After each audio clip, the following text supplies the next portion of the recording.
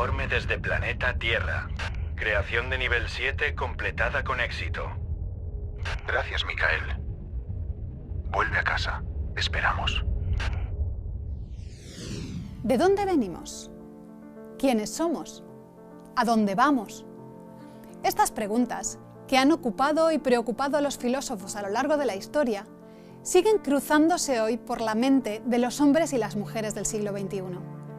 Los intentos de respuesta son muchos y muy variados, pero podrían resumirse en una dicotomía que es precisamente nuestro tema para hoy: ¿evolución o creación? ¿Venimos del mono o fuimos creados a la imagen de Dios? ¿Somos producto del azar y de las leyes de la física y la química?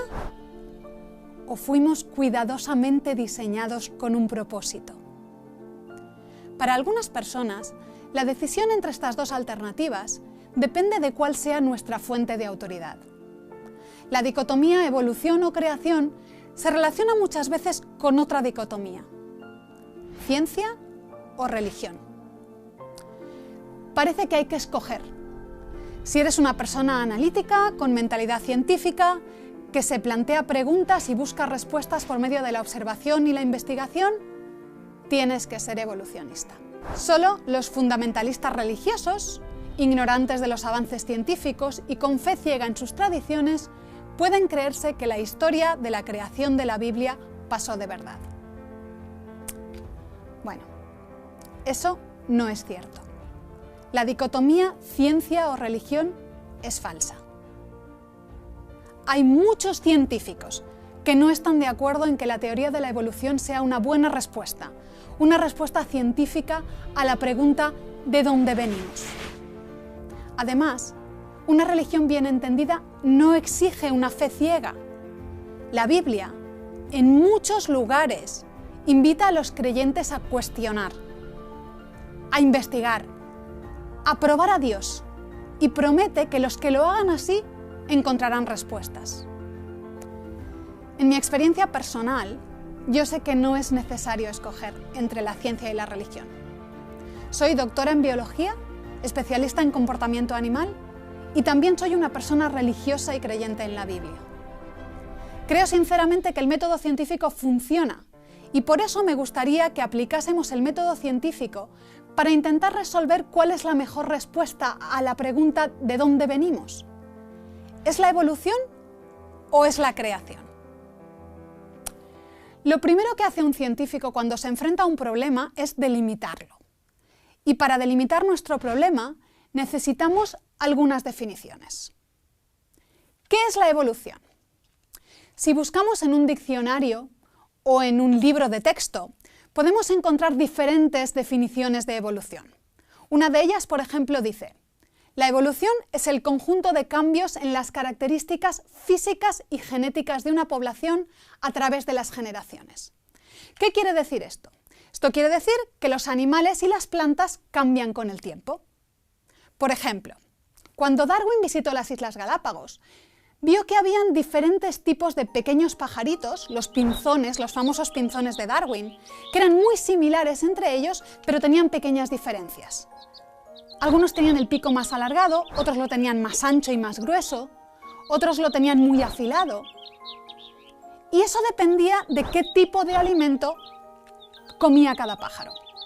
Para Darwin esto era una indicación de que todos esos pájaros tenían un antepasado común, un pinzón que se había adaptado a comer diferentes alimentos, a comer diferentes tipos de semillas, y eso había cambiado la forma de su pico. Y esas pequeñas diferencias que podemos encontrar en la naturaleza las podemos llamar evolución. Pero eso no es normalmente lo que viene a la cabeza. Lo que nos viene a la mente cuando alguien nos dice la palabra evolución no es eso. Es algo más parecido a esta otra definición. La evolución es el cambio de una especie a otra, desde organismos muy simples hasta animales y plantas complejos, que ha ocurrido a lo largo de millones de años por medio de procesos naturales.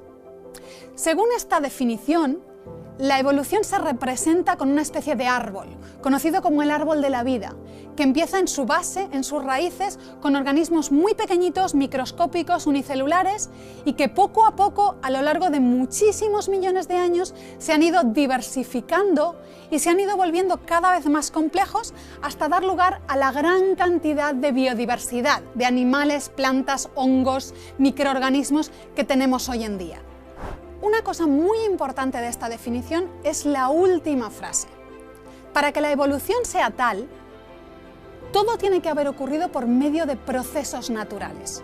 Estos cambios en los organismos que han ido convirtiendo a un pez en un anfibio, o a un dinosaurio en un pájaro, o a un mono en una persona, tienen que ocurrir por procesos naturales. No puede haber ninguna intervención de un ser sobrenatural, no puede haber un propósito, no puede haber una finalidad. ¿Cuáles se supone que son los procesos, estos procesos naturales que supuestamente han dado lugar a nuestra naturaleza, la naturaleza que vemos hoy en día? Hay muchos factores dentro de la teoría de la evolución. La teoría de la evolución es muy compleja, pero los dos factores principales, los protagonistas de alguna manera de los cambios evolutivos, son la selección natural y la mutación. ¿Qué es la selección natural? Cuando pensamos en selección natural, a todos nos vienen a la cabeza algunas frases famosas. La supervivencia del más apto, la lucha por la existencia, la violencia, la competición.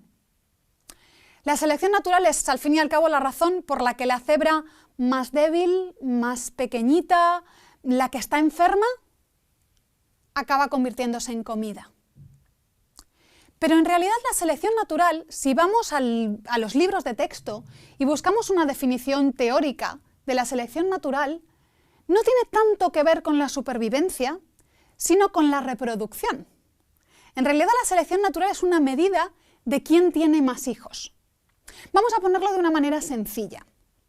Imaginemos que tenemos a dos personas, dos señoras en este caso, que se diferencian en una característica, que en este caso es el color.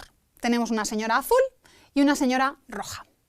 Y resulta que esta característica que las diferencia hace que una de ellas tenga más hijos que la otra. En este caso, la señora azul va a tener muchos más hijos que la señora roja. ¿Qué ocurrirá? Cuando estos niños crezcan y se hagan adultos, en la siguiente generación vamos a tener muchas más personas azules que las personas rojas. Si esto sigue pasando a lo largo de varias generaciones, y resulta que las personas azules tienen más hijos que las personas rojas, esto podría terminar en la extinción de la raza o de la población roja y todo el grupo sería únicamente azul. Bueno, eso es la selección natural. Simplemente es una medida de quién tiene más hijos, de quién consigue más éxito en la reproducción a causa de determinadas características.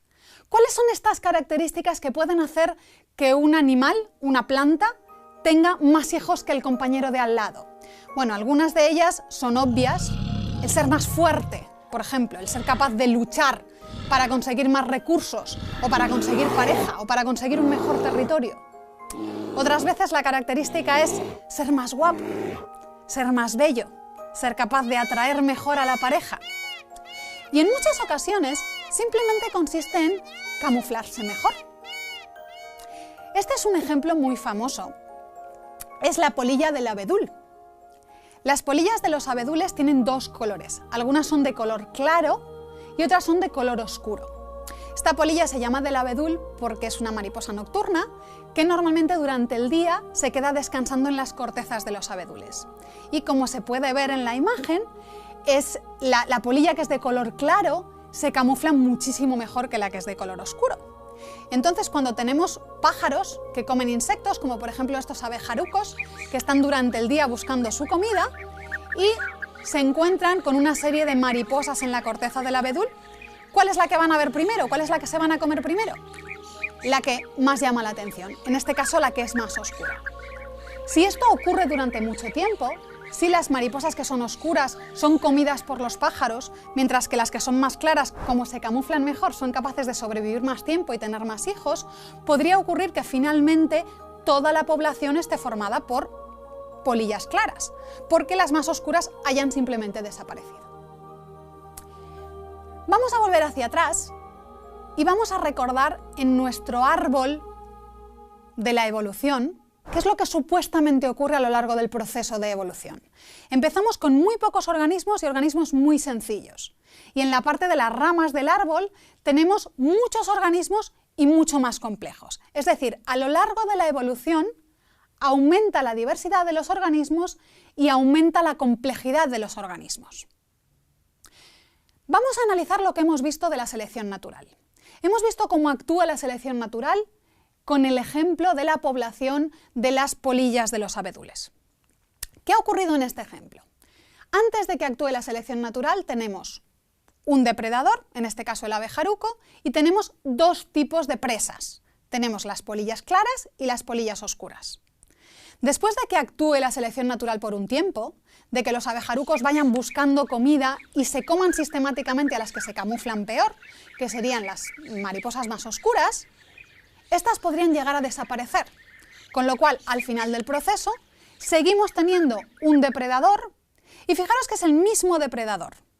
Fijémonos que es el mismo pájaro, no es más complejo, no es más grande, no le han crecido cuernos, es el mismo animal, y ahora en lugar de tener dos presas, tenemos solamente una. Es decir, si la evolución tiene que aumentar la complejidad y tiene que aumentar la diversidad, la selección natural no lo consigue. La selección natural no aumenta la complejidad de los organismos y no solamente no aumenta la diversidad de los organismos, sino que la disminuye. Hemos empezado con dos tipos de polillas y hemos terminado solo con uno. Muy bien, si la selección natural no es el proceso que aumenta la complejidad y que aumenta la diversidad, quizás es porque es el otro proceso del que hablábamos, el proceso de mutación, el que consigue hacer esa parte del trabajo. Vamos, como siempre, a empezar definiendo los conceptos. ¿Qué es la mutación? Cuando hablamos de mutación, ¿qué es lo que queremos decir? Bueno, una mutación no es nada más ni nada menos que un error durante la copia del ADN. ¿Y qué es el ADN?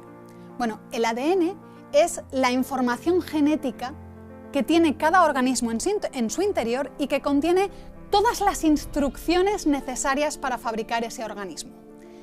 En el ADN del ser humano tenemos todas las instrucciones para fabricar una persona, desde el color de los ojos, al tono de la piel, a cuestiones de carácter, a la constitución física, a cómo hay que fabricar el hígado, a cómo funcionan los músculos, todas las proteínas que nos hacen falta, todo lo que hay en nuestro organismo está codificado en el ADN. Y está codificado con un código especial, que sería algo similar al código binario que utilizan nuestros ordenadores, porque solamente tiene 4 letras. Todas las instrucciones que están escritas en el ADN están formadas solamente por 4 letras.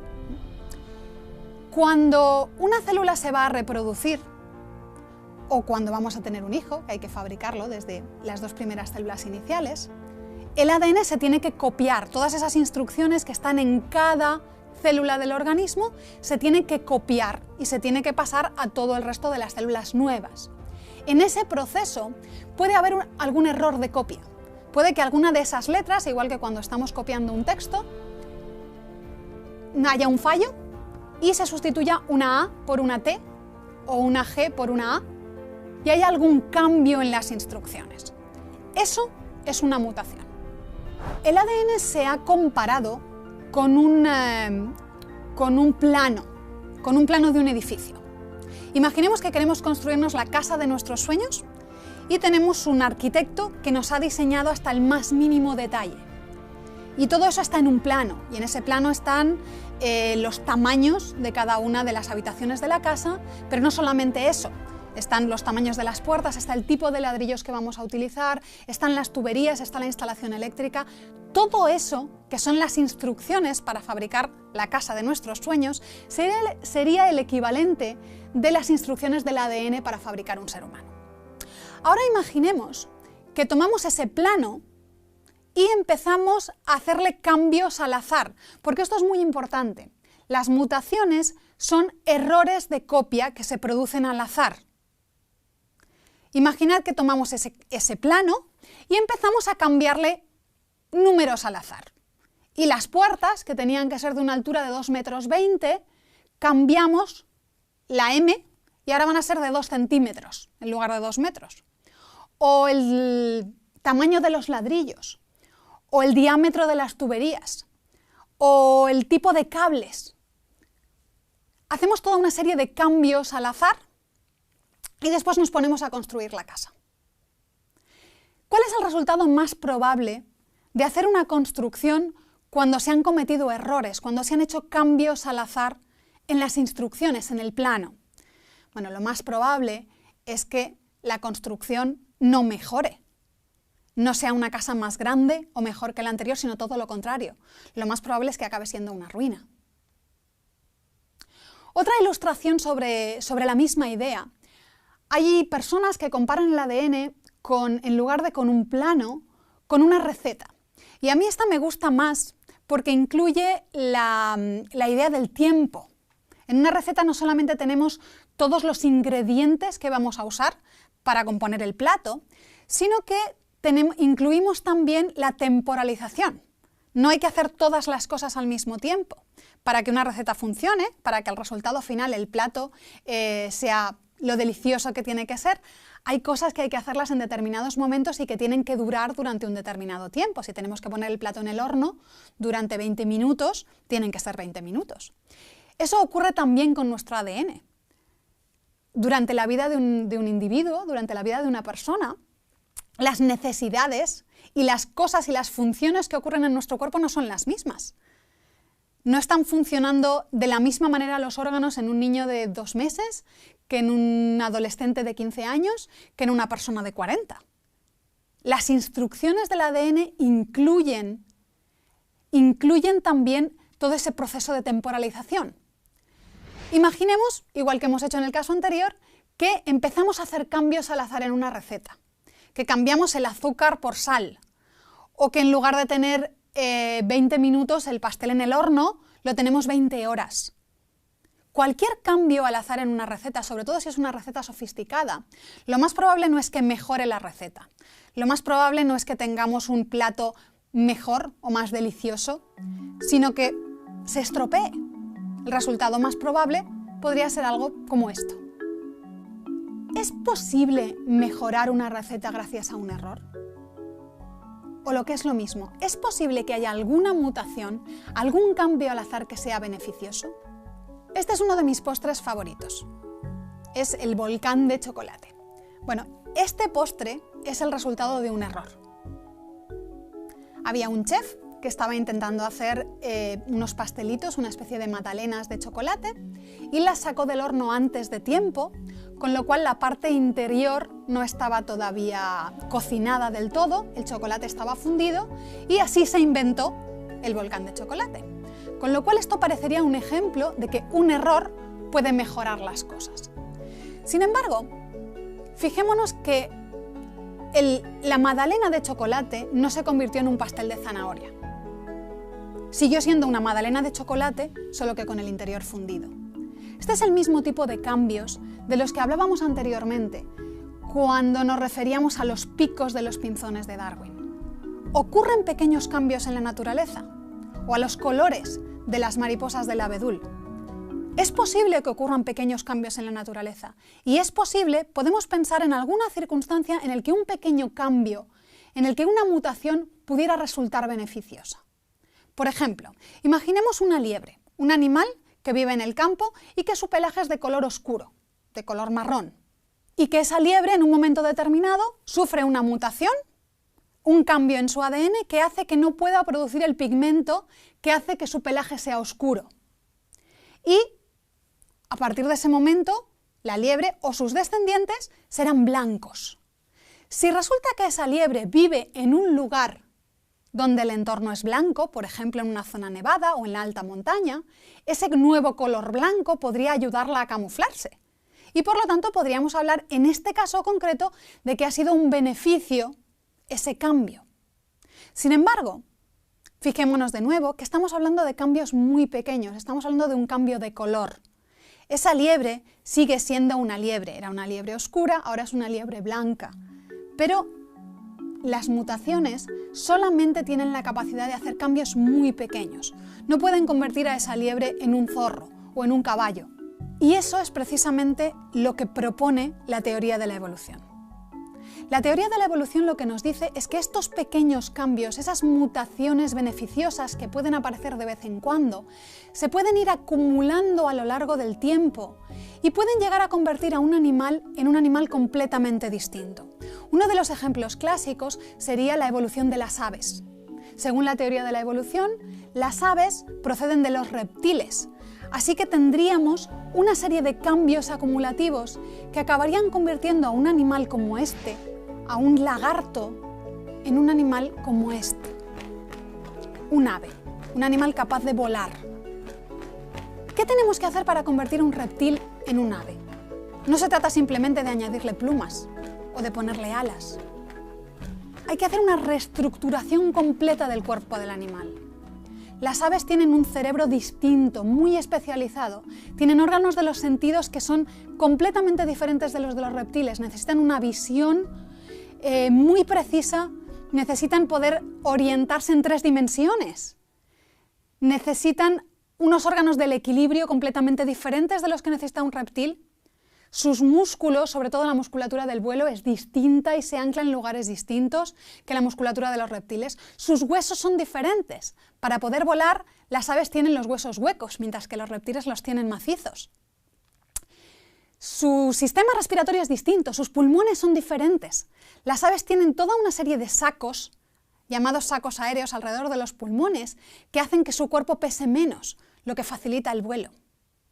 Es imposible convertir a un reptil en un ave sumando pequeños cambios a lo largo de millones de años, porque todos esos cambios necesarios están conectados entre ellos.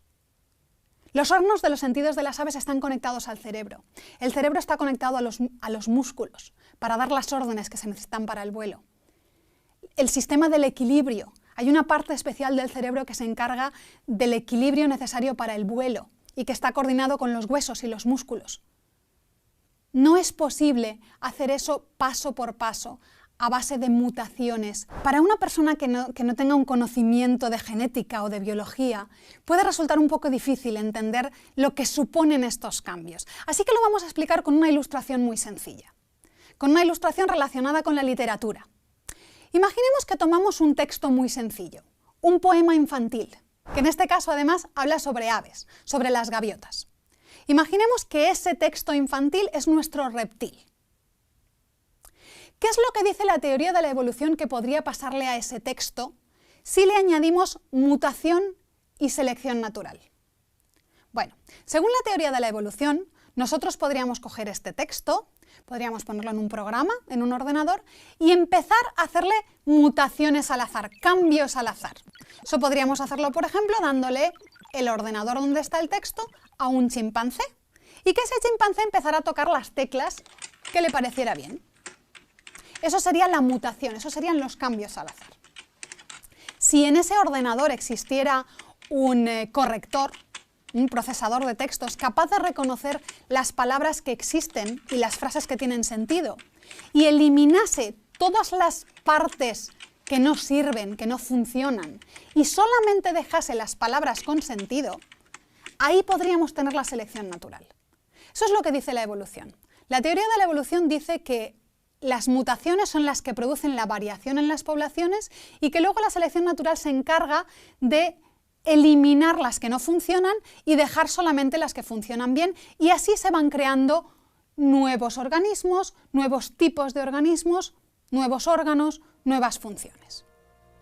Imaginemos que dejamos a nuestro chimpancé jugando con el ordenador todo el tiempo que quiera. Lo dejamos durante varias horas, luego le dejamos que se marche a descansar y al día siguiente se lo damos otra vez. Y así sucesivamente. Y hacemos que ese proceso dure durante meses, años. Vamos cambiando de chimpancé y lo dejamos que funcione durante millones de años. Y al final nos acercamos al ordenador y buscamos y leemos el texto que nos encontramos en la pantalla. Y resulta que ese texto empieza en un lugar de la Mancha, de cuyo nombre no quiero acordarme. Y seguimos leyendo y nos encontramos con el Quijote. esa sería nuestra ave. ¿Alguien podría creerse algo así?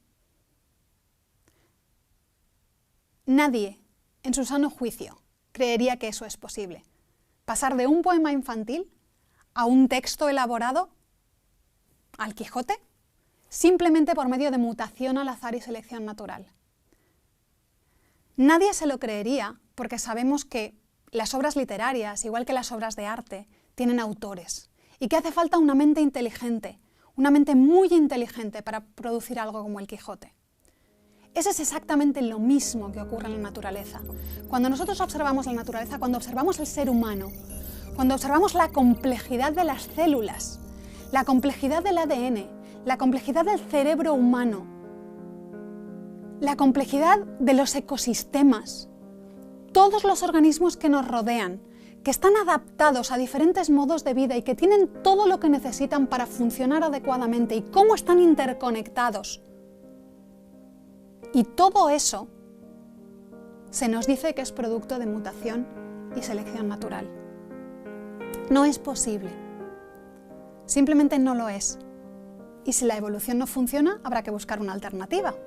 La selección natural y la mutación no son capaces de hacer el trabajo que se les asigna dentro de la teoría de la evolución. Y esto es algo que muchos científicos, incluso evolucionistas, se han dado cuenta recientemente. Este es un artículo de 2014 de la revista Nature, una de las revistas más importantes del mundo, en la que un grupo de científicos se plantea la posibilidad de que la teoría de la evolución necesite un replanteamiento. Y en este artículo lo que se defiende es la posibilidad de que la selección natural y la mutación no puedan realmente hacer ese trabajo, que haya que buscar otras alternativas. Por desgracia, no se contemplan todas las posibilidades de respuesta. En ese artículo no aparece la posibilidad de que la respuesta al origen de los organismos sea la creación bíblica.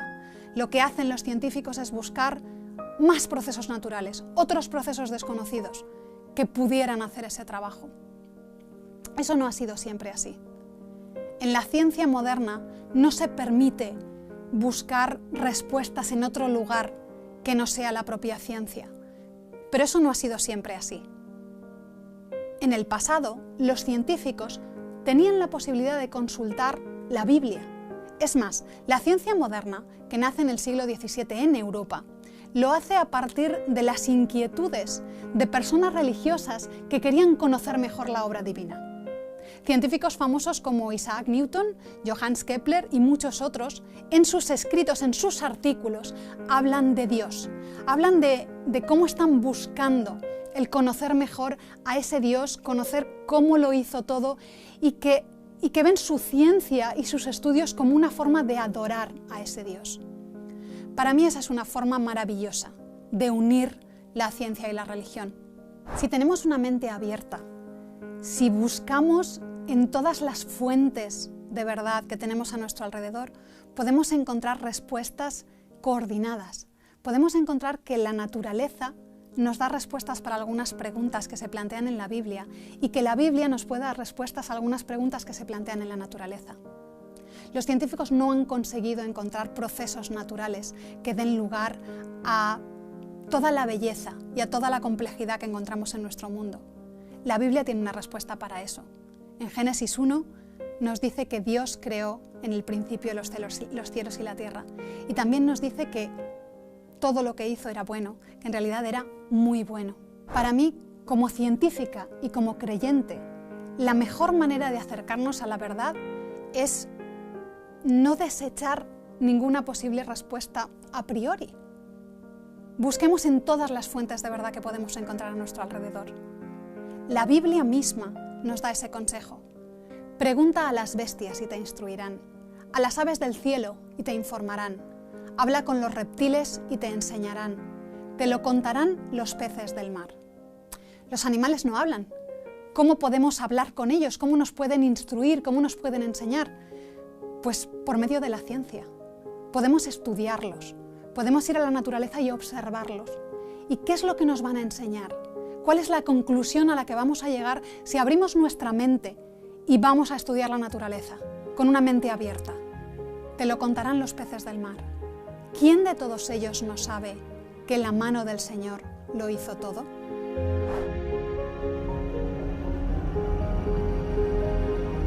Durante milenios, los hombres adoraban a las fuerzas de la naturaleza.